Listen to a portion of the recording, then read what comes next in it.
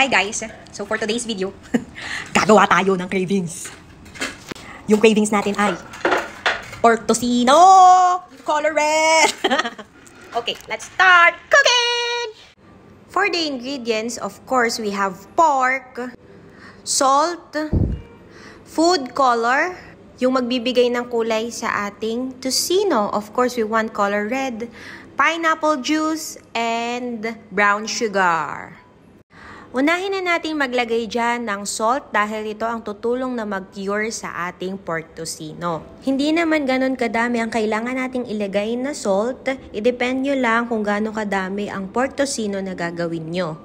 Next ay brown sugar. Siyempre, yung magpapatamis at magbibigay ng magandang kulay kapag naluto na ang ating tocino.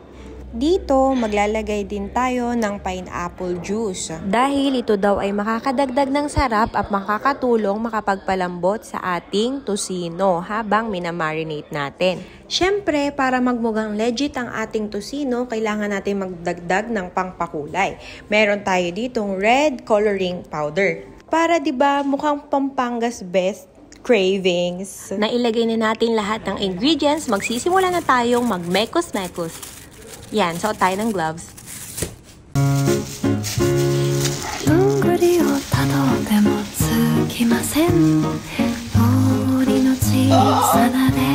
So ayun guys, naparami tayo ng lagay ng food coloring. Nagmukha siyang dinuguan.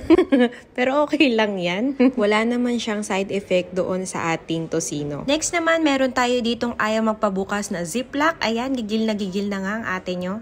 At finally, nabuksan ko din. Dito natin ilalagay ang ating nagawang tocino para ma-marinate na natin. Ayan ang nangyari sa ating tocino. Sorry po guys, hindi yan dinuguan. Tocino pa rin yan. Siyempre, pag first time, ganyan talaga. At least, sa susunod, alam na natin kung ano ang tamang gagawin. Learn from your mistake, ika nga. Ipak na nga natin ang ating dinuguan, tocino, gamit itong ating ziplock. At imamarinate lang natin ito within 3 to 4 days sa loob ng fridge. So, ayun guys. See you sa ating part 2 ng Tocino Cravings. Bye!